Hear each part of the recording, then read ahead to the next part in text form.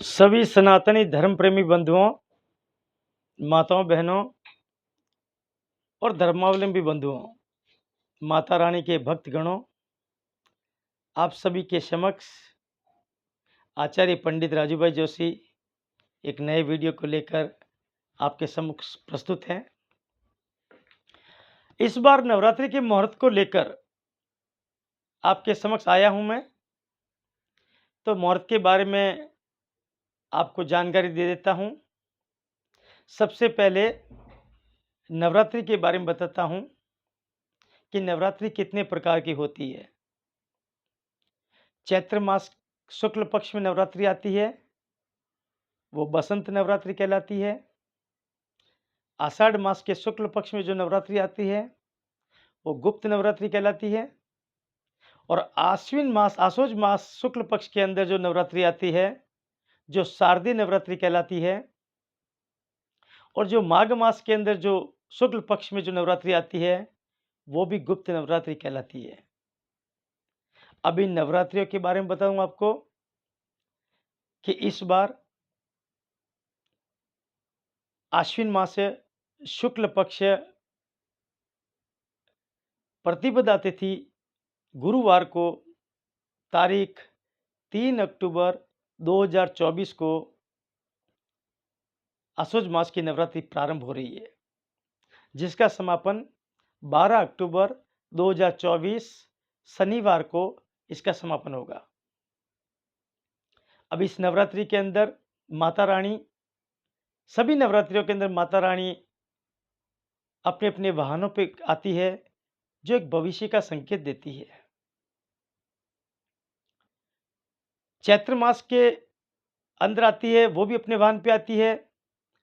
और चारों नवरात्रि में जो माता रानी आती है वो अपने अपने वाहन पे आती है और अपने वाहन के ऊपर आने से उस वाहन के द्वारा अपने को एक संकेत देती है।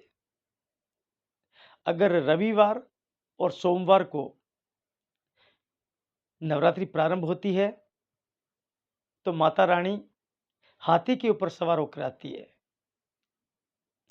और अगर शनिवार और मंगलवार को नवरात्रि प्रारंभ होती है तो माता रानी घोड़े के ऊपर सवार होकर आती है।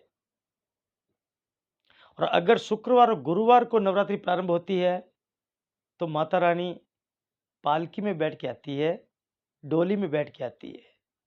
और अगर बुधवार को नवरात्रि प्रारंभ होती है तो माता रानी नौका यानी नाव के अंदर विराजमान होकर आती है। इस बार आश्विन मास की शुक्ल पक्ष की प्रतिपदा तिथि गुरुवार को जो नवरात्रि प्रारंभ हो रही है, इसके अंदर हस्त नक्षत्र का योग आ रहा है। इसके अंदर ऐन्द्र योग का निर्माण हो रहा है, जयंती योग का निर्माण हो रहा है। और माता रानी पालकी में सवार होकर आ रही है, जो कि सुख, समृद्धि और ऐश्वर्य का प्रतीक है। हाँ, कुछ महामारी का संकेत भी दे रही है, लेकिन ज्यादा जो प्रतिशत रहेगा वो सुख, समृद्धि और ऐश्वर्य का रहेगा। इस बार नवरात्रि का जो मुहूर्त है, जो घट स्थापना का मुहूर्त है, वो मुहूर्त बताऊं आपको कि प्रातः 6:35 से लगाकर 8:03 का मुहूर्त रहेगा, वो श्रेष्ठ रहेगा। उसके बाद में 11:36 से लगाकर 12:24 तक जो अभिजीत मुहूर्त रहेगा, वो भी घट स्थापना और दुर्गा माता का पूजन करने के लिए, जवारा स्थापन करने के लिए, कलश स्थापन करने के लिए सर्वश्रेष्ठ मुहूर्त रहेगा। इस मुहूर्त के अंदर आप बड़े हर्षोल्लास के साथ में, श्रद्धा के साथ में नवरात्रि का प्रारंभ करें, अखंड दीपक चालू करें, व्रत रखें और आनंद के साथ में नवरात्रि का महोत्सव बड़ी धूमधाम से मनावे। आनंद करो, श्री रस्तु, कल्याणमस्तु, मौज करो।